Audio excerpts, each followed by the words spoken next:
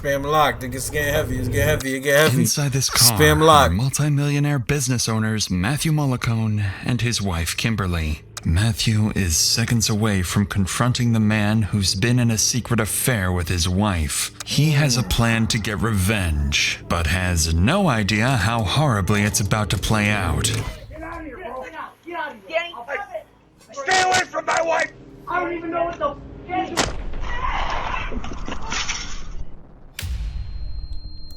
Swear nigga clapped him for his wife, nigga. But it's like, bro, your wife is cheating. How you gonna get mad at the nigga, bro? Shit like that be throwing me off. Like, niggas be like throwing me off with that shit, bro. Like, your wife cheating. You gonna clap the nigga? No? Like, what he did? All he did was get some pussy. Niggas been player hating, son. I would take 150 back to the road. You need to get back over here. You, it's my wife. Get to work, please. Hands up! Come on, walk out to us. As officers rush to the scene, they're met with multiple shooters, families scrambling for help, and 2 critically injured victims. And while Matthew sits in the back of a cop car, he has no idea his wife, the one he just got into a shootout over, is lying feet away with a fatal wound to her neck. Oh. Please. So he killed his wife. She died. Oh, no! No! Nigga killed his wife, No! you fucking douche.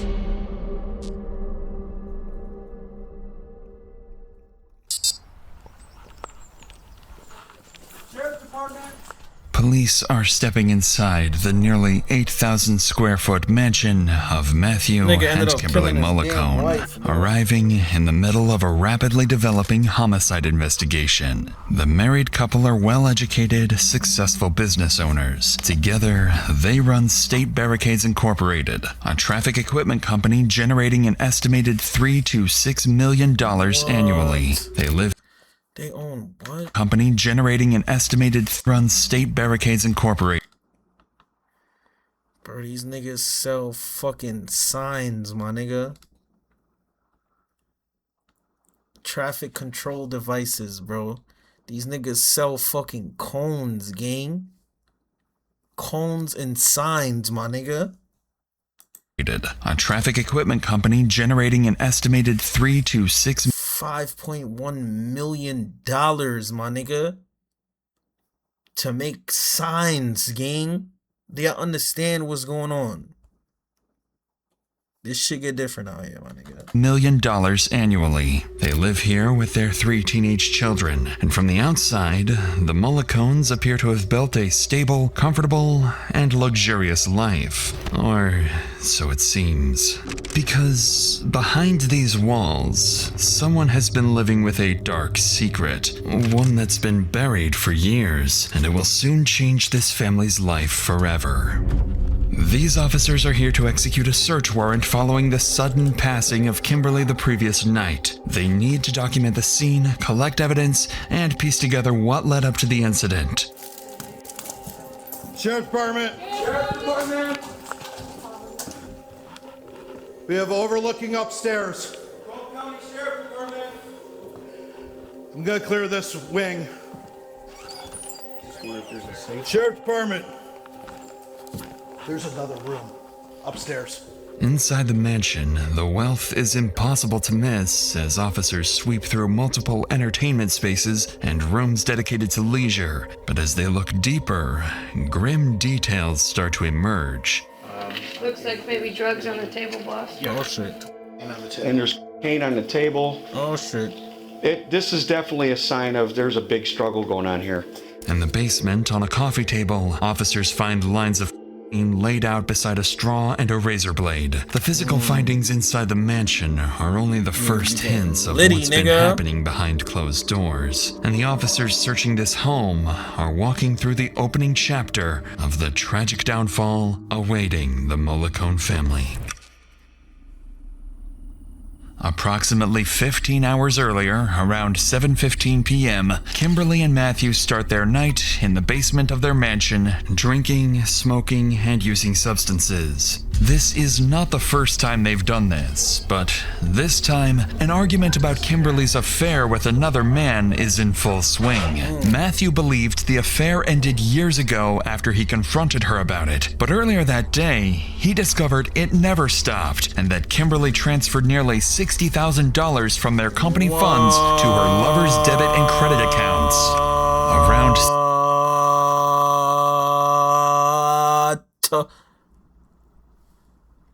What?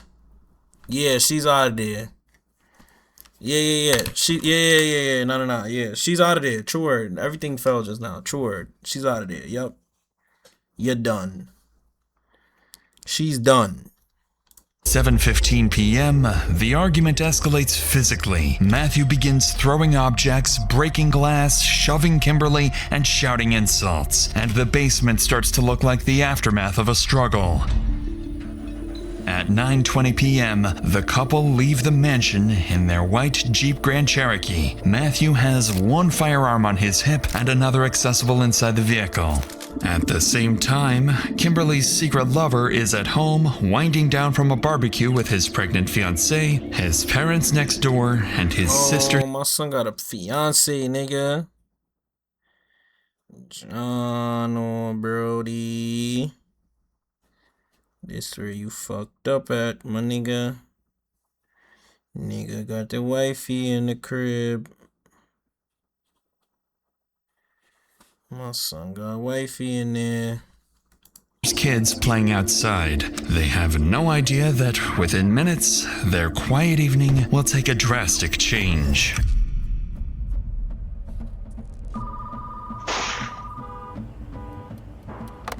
911, what is the address of the emergency? An ambulance. What is the address? House. They pulled out What is the address? I don't know the address here. Where are you calling from? There's a house just south of 29 Mile on the east side. I'm in the line of fire.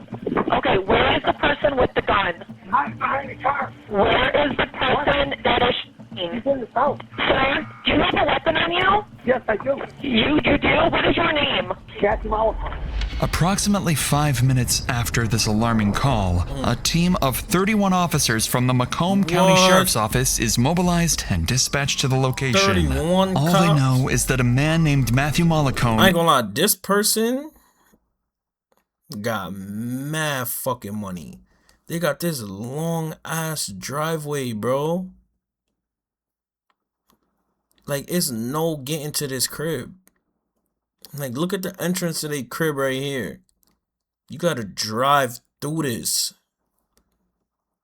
All the way down this bitch. Down this shit. It's a whole street.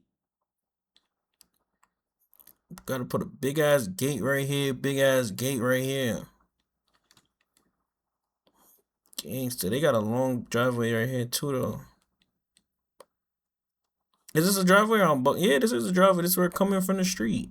This is where it coming from the street right here. It makes a turn right here. Niggas got all of this, yo, they rich as fuck. Is trapped in the line of fire, and that somewhere nearby, an active shooter is targeting innocent victims. When officers arrive, they quickly notice Matthew taking cover behind a smoking car. Get down! Get down! Get down! Hands behind your back! Don't move. What's your name? What's your name? What's your name? Her name's Kim. Her name's Kim. Don't move. Don't fucking move. I'll put him around the bit. All right, I got My wife. He's in custody. Homeowner and shooter still in the home. I'm definitely in the backseat of the Jeep. She didn't deserve this. Okay, we got a shooter in the house right You there. arrested her? He's 30, he's 35-ish. 35 years old. White t-shirt. Black hair, white t-shirt. What's his name? Danny. Yeah, Danny, 35 years old, white t-shirt, dark hair. Don't trust him. He carries 2 guns. Possible 2 guns. Help her, please. Never mind the shooter. Not doing. Help, never mind the shooter. You're behind the car. Get to work. Matthew is clearly distressed, begging officers to save his wife, Kimberly, who is still trapped in the backseat of a car about 100 feet away. 300 feet beyond the car stands the shooter's hideout, a house with multiple windows, an open garage door, and countless angles from which to fire. In the next few seconds, the officers must make a snap decision: neutralize the shooter first and risk Kimberly bleeding out, or step into the dangerous open field to save her. Anybody in the Jeep, step out now with your hands up! Hands up! Face away from me! Get out of the Jeep! Anybody in the Jeep? I got you. Take care of her. Shit. Alright. Let's go. I'm just going to walk for cover. Kim! Kim, hang in there! Ambulance! Do we know how many shooters we have in the house? You pulled me in front of the front door. Pull her this way. Pull her this way now. 5 feet. Come on, let's go. Come on, man. It's time to start shooting. So at this time, This ambulance needs to get through. She's more important than that asshole. She don't deserve this, man. Randy. Hey, get to work, please. Please, I don't care what you know. You gotta get to work. You need to get back over here. Wait up. You, it's my wife. Get to work, please. Please. Please, I'm begging you. Sir. CPR something. Sir. CPR. Listen, we have an active shooter, man. I can't. I'll do it then. I need a car. Police car down this way. Need cover. We need a piece truck. Wait for cover. We have, looks like one gunshot wound to the neck. Our caller says there's an elderly male with a white t-shirt just at the garage. Her father, not the shooter. Okay. After managing to pull Kimberly from the car, paramedics begin working urgently to save her. She's been shot in the neck and is unconscious, so every passing second matters. At the same time, SWAT prepares to move in and neutralize what they believe is an active shooter barricaded inside the house. At this point, officers are operating almost entirely off of Matthew's account, thinking there's an armed gunman inside. In reality, there's no active shooter at all, only a wounded homeowner and several family members inside the residence. Without that context, every tactical decision carries enormous risk and could put innocent lives in danger. And within seconds, that possibility is tested when the two elderly parents suddenly emerge from the house. Hands off, hands off.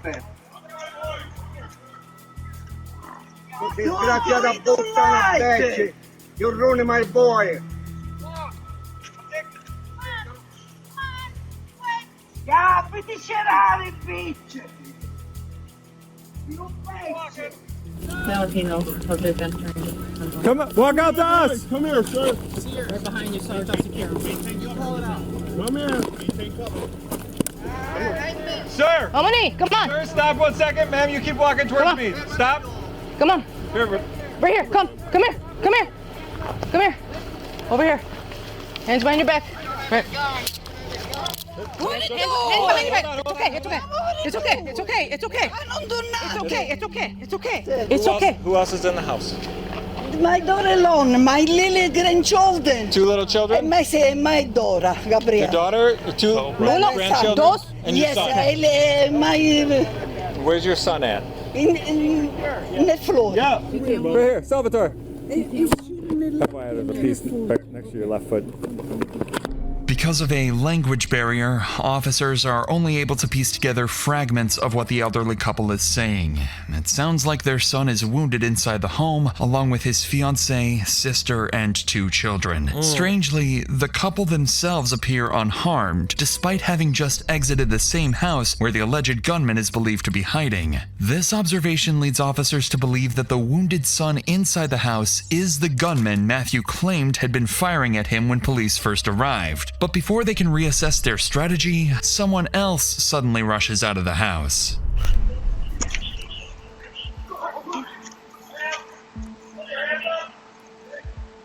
Fuck, is she naked? Come straight out. Towards me. Cam, go to your right side of the car. Your right. Keep your hands where you can see them.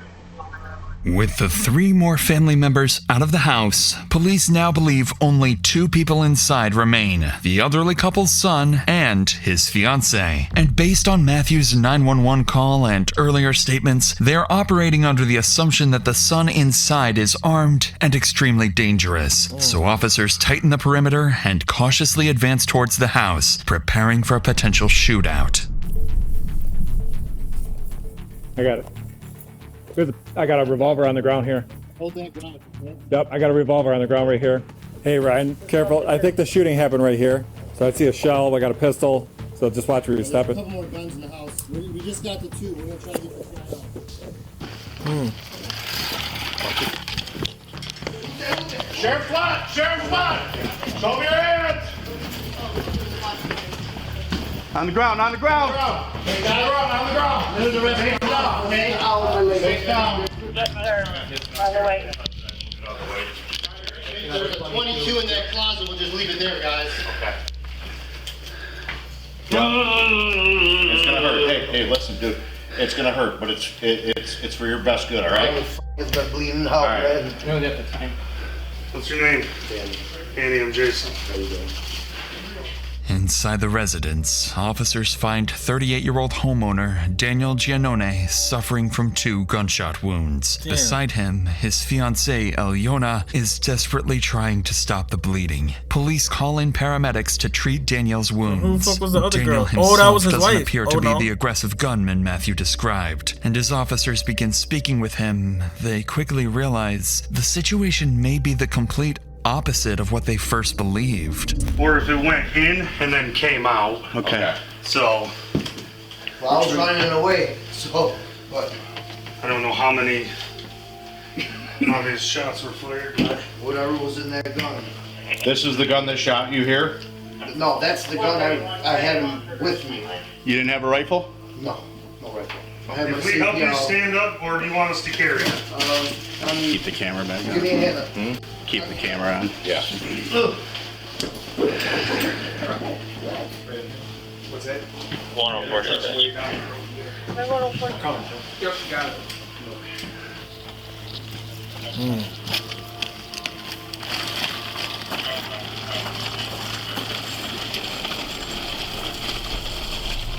By some miracle, officers finally managed to stabilize the scene without further casualties. Following this, Daniel is placed on a stretcher and carried out of the house to be transported to the hospital. Thanks to his fiancée's quick efforts to control the bleeding, he has a chance to survive. However, the outcome is different for Kimberly, as on the other side of the property, paramedics reach a grim conclusion. Damn.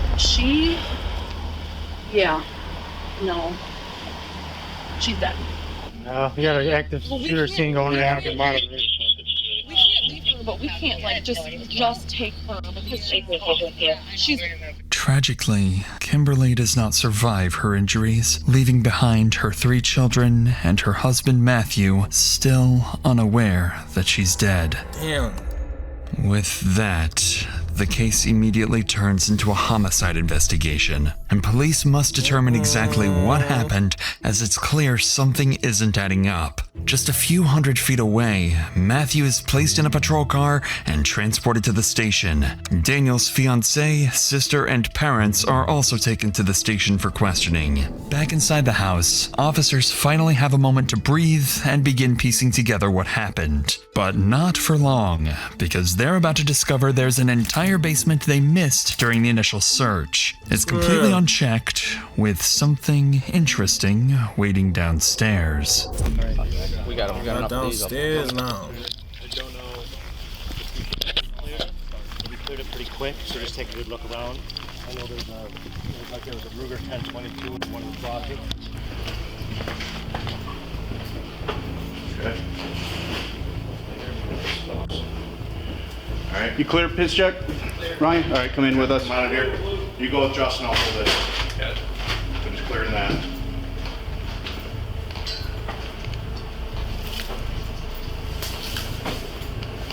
We got a door closed. Separate room when we're on that. Okay.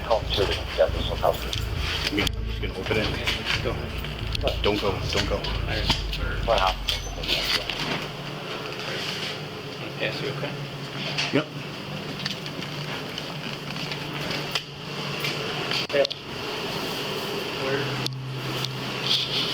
Room clear. Clear.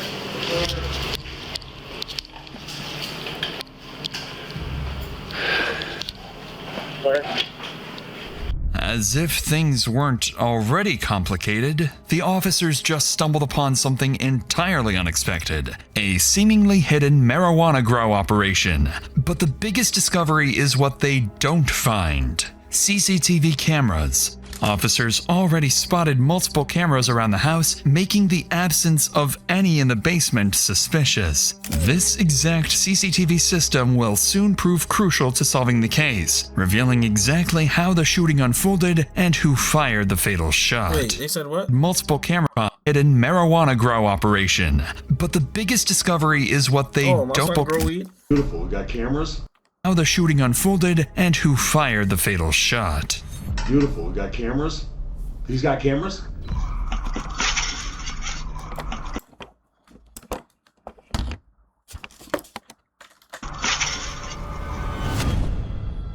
By the time the house is fully cleared, police begin locking down the scene and send Kimberly's body for autopsy. Following this, some of the most experienced investigators in the state are brought in to take over the case, led by Detective Frazier of the Macomb County Sheriff's Office. Frazier quickly begins identifying the people he and his team will need to focus on: Matthew, a supposed victim of the shooting; Daniel, the wounded homeowner, and Daniel's inner circle, mainly his sister, Gabriella, and his fiancée, Alyona.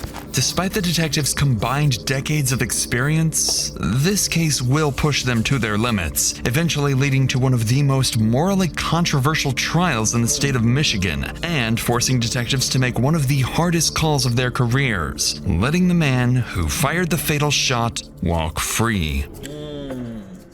It's now 3 hours after the shooting, and based on preliminary statements from responding officers, investigators believe they may be dealing with a volatile dispute between two families, with multiple shooters in the picture. So they need to determine what sparked the conflict and who fired the fatal shot that ended Kimberly's life. However, there is one major problem ahead. In cases like this, there is no neutral ground. Every statement will be biased, and each person will blame the other side. Additionally, both primary suspects are temporarily off the table, as Daniel is being treated at the hospital and Matthew is too emotionally volatile to be interviewed. Still, investigators have to start somewhere, so they decide to begin by interviewing Daniel's family, starting with his fiancée, Alyona. Her account will be compared against other witness statements, looking for inconsistencies that might expose the truth. But for Alyona, this interview serves a different purpose, as she will slowly begin to realize that the man she plans to marry has been living a secret double life for years.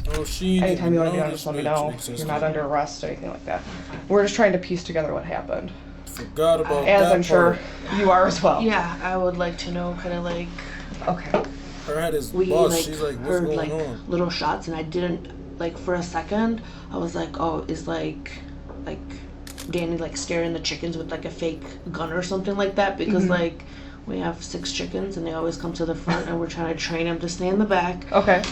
Not that I wasn't concerned, but I was like, oh, maybe it's like the chickens. But then it was like shot after shot after shot after shot. And I was like, girls, like come over here, like stay away from the windows, and like, and then SWAT came in, like literally like hands in the air, like. Okay. I guess, you know, whatever. I don't know. I guess that's how it works. So, and then we were out. Then we came out of the front door too. Based on Alyona's words, it appears she has no clear understanding of what sparked the shooting. In reality, she knows more than she thinks. She just needs the right questions to connect the dots. There's no way. There's who's no this way. guy at your house? He said stay away from my wife, so that's gotta be either somebody he's like Ellie. either been with or is with right now. Ellie? I don't know. Who's he been with? I know he was with the lady, but What's her name? Kim. Okay. But as far as I know, they were like done. Okay. So why is he showing up at your house now? That's a good question now. I don't understand why she would come with him, like why she would bring him there. That's kind of weird too, though. If I was having an affair, I wouldn't exactly take my husband to the person that I'm having an affair with. Sounds like maybe things didn't end there. If this guy's showing up saying that. Great timing. Things are finally starting to make sense in the room, and it's becoming clear to detectives that Alyona's fiancé, Daniel, had a past affair with Matthew's wife, Kimberly. Yet Alyona seems clueless that the affair was still ongoing. She's convinced it ended long ago and that they were happy together again. Whether that's the actual truth remains to be seen. By now, investigators understand they're dealing with his thing look better than her, but this a good picture though. You feel me? Cause she kind of got a little thick. people who have secrets, and that no one involved can be taken at face value, especially the two men at the center of it all, Daniel and Matthew. So with Alyona's statement recorded, investigators wrap up the interview and prepare to speak with Daniel's sister, Gabriella, the mother who fled the house with her terrified children when SWAT arrived. Unlike Alyona, Gabriella will prove far more aware of her brother's secret affair with Kimberly. There's a lot going on tonight, and we're just trying to get to the bottom of it. This is horrifying. Horrifying that this would happen in our home. My mom was inside. I could see them over at his house. My brother was barbecuing. They were hanging out. Girls were excited. DTE comes. We start having a conversation, telling me what's going on. Well, then I started hearing crazy rounds of gunshots. Like, not normal. So I look over and I just start hearing yelling. I see this white Grand Cherokee in the driveway, a lady out of the car screaming. At that point, I had no idea who it was, what was going on. This maniac comes at me, ready to shoot me, and my husband. I heard the lady go, "No, Matt, no, she has kids. No, Matt, no." And my husband's like, what? And I dropped to the ground. I pissed myself, lost my shoes, everything. Were you able to see where Dan came from? I don't know for certain. My brother has a CPL. He didn't have it on him, obviously. We were home. Who would think that something like that would happen? I'm assuming he ran in, grabbed his gun, and came out. Okay.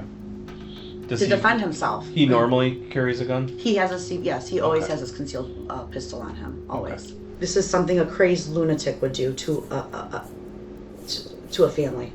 Naturally, Gabriella takes her brother's side, claiming Matthew was the aggressor and insisting Daniel acted purely in self-defense. However, this version of events will later be called into question once detectives finally get their hands on the CCTV footage. For now, though, Frazier shifts the conversation to Daniel's secret affair, hoping to uncover whether Daniel could have killed his own lover, worse yet, in front of his own children and family. As far as Dan goes and this fella that shows up, have you ever seen this guy before? I have seen him once. My brother Dan and Kim Malakan. The reason why I found out who Matt was is because I saw her and she's like, "Matt, no," and I knew that was her husband. So I knew that she had relations with my brother years ago. I know that she's had a tumultuous relationship over the years with her husband. That's all that I know. She used to call me on numerous times, basically telling me, you know, what's going on with her life. I felt bad for her because I knew that she was an addict, and I know that he was an addict. When's the last time that you've talked to her? Maybe a few months. So it's been a little bit of But she would call me from different numbers all the time. It would never be her number because I wouldn't pick up for her number Did she ever anymore. text you? Yeah, from different numbers, again. Because I would not pick up for her anymore. So they got a relationship. Her and the sister got a relationship, my nigga. We figured them out.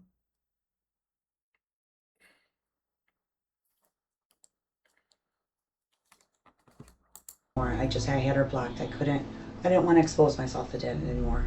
I didn't think it was appropriate. And my brother knew that. Like, what happened today I know is wrong and it's inappropriate. Yeah. Highly inappropriate. Yeah, I understand. And mortifying. And my children would be exposed to this. I'm very disturbed. Yeah, okay.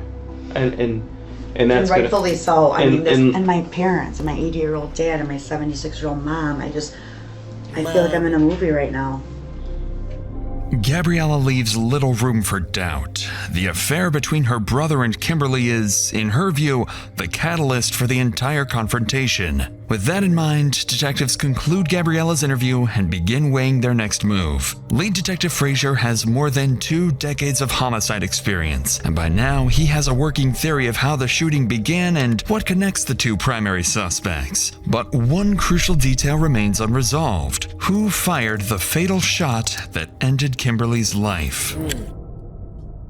Approximately 6 hours after the shooting, investigators receive a critical update. Daniel has stabilized and is asking to tell his side of the story. An hour later, officers wheel Daniel into the interrogation room. He appears visibly shaken and still in pain. There's a gunshot wound above his right knee and another injury on his right foot. Just hours ago, he was bleeding inside his own home, with his family only feet away from the deadly crossfire. The whole thing lasted seconds, but in those seconds, everything changed. And it's moments like these that you can realize just how fast your life can change. In January 2021, 62-year-old Lewis Brown was driving to work at his job as a deli meat cutter when another driver pulled out into an intersection and collided with him. The crash, he was Morgan and Morgan fighting for the people and have recovered 100 days. If you're ever injured because of someone else, best possible outcome. And, crucially, you don't pay a fee unless they win. There are no upfront costs, you pay nothing out of pocket unless they recover money for you. If you ever find yourself in that situation, you can check out Morgan & Morgan by visiting www.forthepeople.com/Dr. Insanity. First link in the description, or by scanning the QR code on screen. Again, that's For the People's account of litigation/Dr. Insanity. With that said, let's get back to the investigation, where Daniel has just been brought in from the hospital to provide his account of what happened the previous night. Detective Frazier knows that Daniel is a man with secrets. Everything he says could be a carefully crafted story, and for all they know, they might be sitting across from Kimberly's killer. Hey, how you doing? I've seen better days. Oh, I'm sure you have. Obviously, there's a lot of things that took place tonight, so I'm going to start by just kind of letting you, why don't you just tell us what happened? I was just in a girl, I just got done barbecuing. Mm-hmm. And next thing you know, this white truck, I didn't know who it was at all, The white truck came out, and a man came out of the car. Came towards me. I didn't know who it was, I had my business truck outside. I figured, somebody wanted something, but he came to me pretty aggressive. And from that point on, it's just like a daze for me. And he, he showed me his gun, you know what I'm saying? And I had my weapon on me. And, I'm like, leave. And next thing you know, he's ready to fire shots at me. And that's all I remember, I swear. Everything was blank from that point on. I just was it just I froze. I don't know. I froze when he pointed that gun at me, started shooting, I just froze. I don't remember anything, I just froze. According to Daniel, Matthew arrived out of nowhere and immediately started brandishing a gun on his property. But this is where the story begins to blur between self-defense and murder, because detectives are about to learn that Daniel's own actions may have set the deadly shooting in motion. Would you be able to just kind of draw me a layout of where your garage and how your driveway is and stuff? Okay. Oh, the barbecue was right here. Because I just got done barbecuing. Work van was right here. Okay. So this car pulls up right in the freaking driveway, he owned the house. Okay. So that car pulls up and you're outside. I'm outside. I'm in between the garage, inside the garage. Okay. He comes up there. Stay away from my wife. I'm like, what are you talking about? And then all of a sudden, it hits like a light bulb. She comes out of the car, and he's he's brandishing his gun when he's walking up, he's about to shoot me. What do you mean by that? He had his gun, he was pulling it up. You look like he was ready to fire. He's ready to fire, and he's ready to grab his gun, And boom, I shot one in there. I'm like, get the f out of here. You shot one in the air? Yeah, because he was gonna pull his gun out, and he looked like he was about to leave. With the best.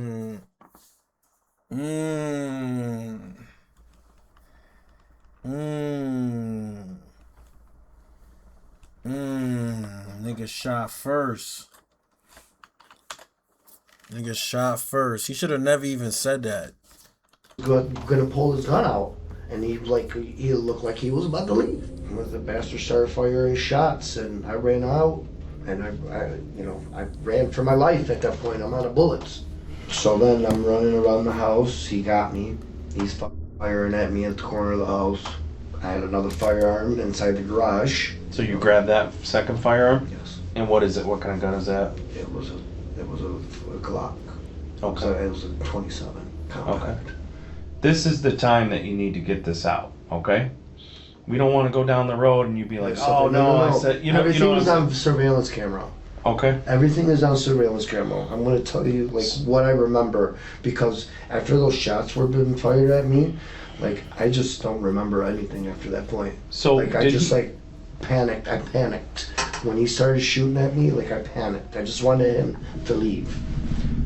What Daniel has just revealed is exactly what investigators have been waiting for. During the house search, officers observed multiple cameras positioned around the property, pointing directly towards where the shooting occurred. Detective Frazier knows he needs access to that footage, but he must wait for the right moment to secure Daniel's cooperation. Up to this point, Daniel has presented himself as nothing more than a victim, claiming he fired only a warning shot. Yet, something about his story isn't adding up. Throughout the interrogation, he never once mentions the other person in the car, Kimberly. Detectives already know about the secret affair from speaking with Daniel's relatives, and they're not about to let him off the hook. So Frazier begins to apply pressure, forcing Daniel to drop the act and expose one of his secrets. Well, let's get into a little more detail leading up to the point where you froze. Well, I saw the woman come out of the car, and I'd known this woman, you know what I mean? I didn't know she was married or anything, you know? So here's, I'm gonna tell you right now, Dan. Some of the questions that we're asking you, right? We might already know the answers to some of them, right? I know and I'm not trying. This is your job. I'm not trying to play games with you, and I'm not trying to act like I know something you don't, I'm right? trying to go home and get this done as possible. So here's the deal, Dan. Obviously Kim was somebody that you knew, right? Yes. And you knew her on a personal level? Yes. Can you explain that to me? I've known this girl for quite some time, and ever since I met my wife, I just parted ways. Okay. I'm trying to put this together. We did get the information. We know that you had relations with her. Let's go back. I've had, right? Had, yeah. But what I'm trying to figure out is why tonight? That's what I'm trying to figure out. Right, Danny, what happened recently? Why would this come to fruition tonight? I swear on everything, I have no idea, because that's what my wife was telling me, what is going on. I don't have any calls from, I don't call her, period. Now, I know in the past, your now fiance had some issues with her. Yes. Do you know if maybe these two started talking recently, or has she alluded to that maybe? Do you know if Kim knows that you're having a baby? I don't know. It's just Tuesday night, 9 o'clock at night. Why now? I don't know. That's the same thing I'm trying to get at, because I haven't been there in a long time. It's already been 2 years that was done. As soon as I met this girl, I was done. I'm changing my life around, man. It's evident that detectives are onto something here. Daniel insists he hasn't seen or texted Kimberly for 2 years, something that can easily be verified once they access his phone. Though Daniel's phone holds something far more important to the investigation, CCTV footage. But once detectives decide to ask Daniel for access, his answer will raise serious suspicion, to say the least. No, me and my wife, man, we're best friends. We do everything together. If I show you my phone, I'll show you the things that we do. We are always. How can I access your phone? Well, why you guys need my phone, though? Well, this is what's going to happen. We have your phone. We also have your fiance's phone. We're going to get the information one way or another. The other part of it too is it just goes to the other part of this story, right? Because obviously there's a couple sides to this story. You got your side, you got his side, right? Obviously his take on things is different than yours, right? It's gonna be, right? You're presenting us with your version. Yeah. We have another version. Guess what? We've got cameras that caught it all. Right. We need to look at that. Yeah. If we don't get to see these cameras, I need to speak to somebody to tell me to direct me the right route, guys. You gotta understand. I want to help, but I have to have my lawyer. What kind of cameras do you have? I have Ring cameras. Ring cameras, Yes, and they're surrounded. The You whole house. you said it caught the whole thing, right? And it should have, yes. I know what you're doing. Danny. You want to watch this first and make sure that it all adds up. No, I'm telling you guys 100% truth, No, guys. Honest to God, I have nothing to hide. I want to help you guys, but now, like, are you worried about it? Absolutely not. This man came to my house. I mean, this man came to my home. Are you into some other illegal activity that you're worried about on your phone? Absolutely not. Like, I know you have a grow. I have my license for it. I gotta speak to somebody. If I could speak to somebody, one of Danny, my family real quick, members, to see what the hell, like, real what quick, I bud, should do. I do want to let you know something though in this situation. Kim, she's dead. So she was struck by a bullet and she's dead. So, I mean, apparently nobody told you that. I don't know what the hell happened if he hit her. Did anybody tell you that, Danny? Okay. So maybe this will shed a little bit of light of why we have to do our due diligence Fuck here. my son head up. Because somebody lost their life. He came to my house. I did nothing wrong. We're just trying to. I did nothing wrong. I did nothing wrong. They came to my house, man. I had my nieces, and this guy is shooting at me. Fucking 17 fucking shots. Needless You to know how much say, shots? this is not what investigators were hoping for. Even after Detective Frazier brings up the marijuana grow operation in the basement as leverage to encourage cooperation, Daniel quickly clarifies that everything is legal and refuses to grant access to his phone without an attorney present, effectively forcing them to end the interview. With Daniel's refusal, detectives become more certain than ever that there's something on that phone he doesn't want them to see. Yet, the only other way to access it is through a search warrant, something far easier said than done. Now, it's Daniel's word against Matthew's, a development that complicates the investigation significantly. The CCTV footage could have been crucial during Matthew's interview. With multiple cameras around the house recording 24/7, the answer to who fired the fatal shot lies somewhere in that footage. Despite this setback, detectives settle on a strategy. They decide to hold Matthew overnight, time that may pressure him to break and reveal how the shooting really unfolded when the interview begins. In the meantime, officers obtain a search warrant for Matthew and Kimberly's home and head there, hoping to find anything that could help guide his interrogation. When officers arrive at the Mollicone residence, they're initially met with signs of wealth and comfort, but that impression fades quickly once they step into the basement. They showed this. That's where the drugs is at. Is it just the rifle on that table? That's where they get high at. No. No. Only Paul's in there right now. There's No, but there's definitely signs of stuff being thrown and shattered. There was definitely a struggle in his. It's clear that the basement was the aftermath of a violent altercation. Officers also discover cocaine residue and a straw, suggesting that Matthew may have been heavily under the influence of drugs and alcohol during the shooting. As they continue the search, officers locate multiple gun safes in the basement and elsewhere in the house. Upstairs, in the primary bedroom closet, they find a small, clear plastic bag containing cocaine. Taken together, the findings paint a picture of a home stocked with firearms and narcotics, details that will be crucial during Matthew's interview. With the scene documented, officers relay their findings to Detective Frazier, who decides it's time to speak with Matthew.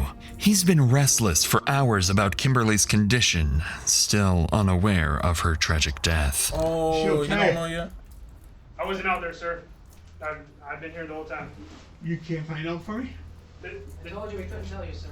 Oh my God. No. God, help her. God, please. She didn't deserve this. What's up? Hey. Nigga, she How's was my cheating wife? on you, boy. All right, here's what's gonna happen. Is she okay? Matt, Yeah. if I unhandcuff you, you're gonna behave yourself? Yes, absolutely. Okay, we don't have any issues there? What? When I unhandcuff you, I want you to have a seat, okay, partner? Oh boy, it's not good. No, it's not good, but... Is she alive? Is she alive? Hold on. Relax. Sit down. Is my wife alive? We're gonna talk real quick here, okay? Hold on 1 second. Oh my God. Tell me. Please. She didn't make it. She died. Oh no! Lost his head. No! No! No! Damn, boy. Oh my God, no! No! Oh my God! Was she shot in the chest? Oh my God! I'm sorry, I was next to her. We were trying to get the out of there as these shots were driving in reverse. Oh my God! Oh my God! Oh, he was shooting them What while has he driving done? away. Matthew appears devastated, unable to control his emotions. Yet, to Detective Frazier, something about his reaction feels off. Detectives like Frazier are trained never to take anything at face value, carefully watching for even the smallest inconsistencies in a suspect's behavior. And in the moments that follow, Frazier's instincts would prove correct, as Matthew's behavior is about to shift completely. What just happened? Psycho! That asshole! Oh my God! Did he make it? That's why my wife's dead, because I'm a horrible shot! What a psychopath. Do you want to tell me about it? Sure. This guy and my wife have been having an affair for 9.5 years. I found out about it 6.5 years ago. And I found out about it again 45 days ago. We were going to the house for her to tell him. Found out about it again 45 days ago. 45 We were days going to ago. the house for her to tell him, stop calling me, I'm done with you. He's engaged too, you know. He's cheating on his fiancée, she's cheating on me, you know. She was gonna end it. And I said, I'll go with you. Make sure it's safe there, because he's got him and the girl there. After his emotional breakdown, Matthew suddenly regains composure, prompting Detective Frazier to question whether the reaction was genuine or calculated. But once he's calm, Frazier asks Matthew to walk him through the shooting step by step. It's a strategic decision to lock him into a specific version of events, especially because Matthew has absolutely no idea the entire confrontation was captured on surveillance cameras. Her and I get out of the car. As soon as I get out of the car, he comes out of the garage like this, like a police officer, right at my face. And I put my hands up. And I say, whoa, bro. And she screams at him, Danny. And I said, stop with my wife. As soon as I said that, he shot at me. I ducked around to the back of this car here. And I pulled my firearm and I started shooting at him. He ran this way. I said, Kim, get in the car. We got in the car. We were backing out, and he shot my wife. And the car stopped working. I couldn't get it in gear. So I got behind the car, and I called 911. That's it. That's how fast it. When he shot my wife, the car stopped somehow. And I got out. He was shooting at the car. I got out of the car, and I was shooting back again. And he ran around the side of the house. And then I didn't see him no more. And then I went to my wife and I hid behind the back of the car. Why would he do that? Like, she went there to talk to him. And this guy comes out like goddamn Rambo, firing his I had my hands in the air with no weapon. My clip was concealed, officer, detective. My gun was in its holster and concealed. I was like this. As expected, Matthew's story is the complete opposite of Daniel's. He insinuates that he acted in self-defense. Story is the complete opposite of Daniel's. He insinuates that he acted in self-defense and claims that Kimberly's death was simply because he's a bad shot. Though one detail in his account immediately stands out, Matthew insists his weapon was concealed the entire time. Yet, when he reenacts the moment and raises his hands, the detective can clearly see that the gun would have been visible. But before Detective Frazier can press him on that inconsistency, he is called out of the room with a critical update. The CCTV footage has just come in. Daniel has finally agreed to grant access to the footage, either out of guilt or confidence that it will clear his name. So detectives immediately begin combing through the recordings, and it doesn't take long before cracks begin to form in both men's stories. At 9:30 p.m., Matthew's car arrives at the property, and at first, events appear to follow his version of the story. The first gunshot heard in the background is fired by Daniel as a warning, just as both men described in their interviews. But in the minutes that follow, things begin to unfold very differently from what either man claimed, and it will determine which of them spends the rest of his life behind bars. Get out, Danny! Get out, Danny! Matt, get out of the car! Get out, Danny! Stay away from my wife! Stop it! Stop it! Stay away from my wife! Danny, no!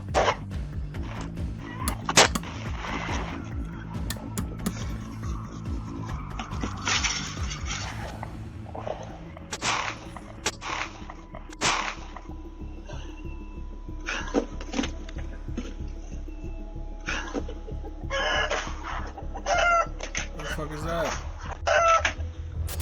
Is that no? Who else has a gun here? Get out of here, let's go! Who else has a gun here? Let's go!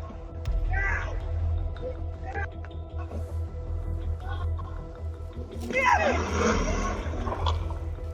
of here! Oh.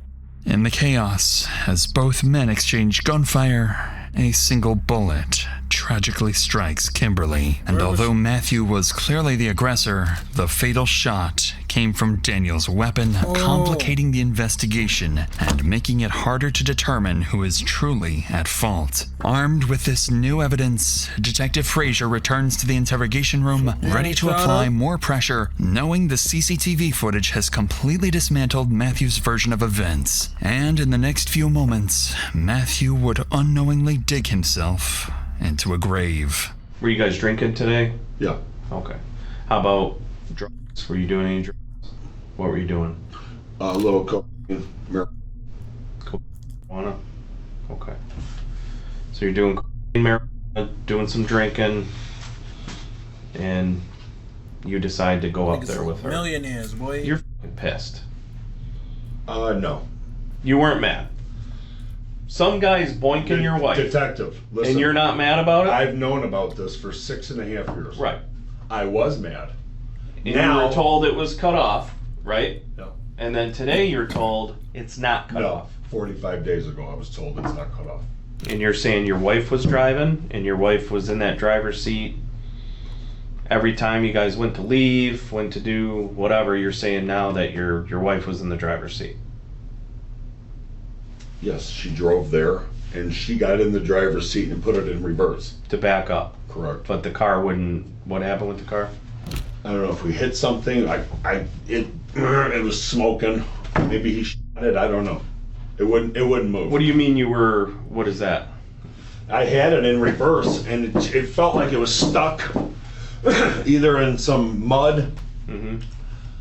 It wasn't going. And then it started smoking from the hood. And when I saw that, I got out of the car. So you were, it was like, was it like, you had it in gear, but you were stomping on the gas? When Kim was, she fell over to the side. He's at us at this point. I hop from the passenger into the driver, turn it, and it won't go. Wait, what? I got. What? You hop over to the what? Nigga, what you talking about? And I'm like this, you know? And it won't go. So then finally I put it in park and I get out and I go behind the vehicle and that's where I called you. In a not so unexpected turn, Matthew admits to taking beforehand, something detectives already knew after searching his house. It's at this moment that Detective Frazier would finally confront Matthew with the one piece of evidence he can't talk his way out of. I don't know anybody that's gonna buy this. I wasn't mad. I went there like all cool, all great. Just thought it was gonna be a, you know, I'm sorry, but I don't believe that for a second, Matt. And I don't think anybody else does either, because it just doesn't make any sense. Well, that's going to be easy to prove your theory wrong. Go check for in the garage or a bullet hole in the garage. Also the cameras. Okay, there you go. Beautiful. We got cameras. He's got cameras. Does he? I can't tell you all that. Well, I hope he does. You better. You'll look for those, correct? We gather all the facts. Okay, good. Everybody's got a story, right, to tell. I hope he's got cameras. You know, the problem is that you drove up there in that driveway, and that started this whole chain of events. What's illegal about that? One of the cameras, you know, those Ring doorbell ones. One of the cameras was pointing right where you guys were. Okay, good. And you're telling me right now, this is true. You'll see. You're saying this exact story is true. What you described to me. Yes, I hope. And that's it. You're not leaving anything out. That's how quick, and that's what happened. I don't know how this is going to play out. I really don't. The truth prevails. Hopefully it does. With the evidence laid bare, Detective Frazier concludes the interview. Now he and his team need to do their due diligence before making the hardest decision of the entire case. Who, if anyone, should be charged for Kimberly's death? In the days that follow, recorded jail calls capture Matthew sounding confident he can beat the case, insisting the truth will clear his name. Hi. Hi. Hi. Love you guys. Love you. I miss you. Miss you too. I'm gonna get all this situated. I'm gonna get home to you soon, okay? Alright. Thank good. Okay, good. I got the truth, I got God, and I got the best lawyer in the state of Michigan. So I'm gonna get home to you guys soon, alright? Alright, Dad. Sounds good.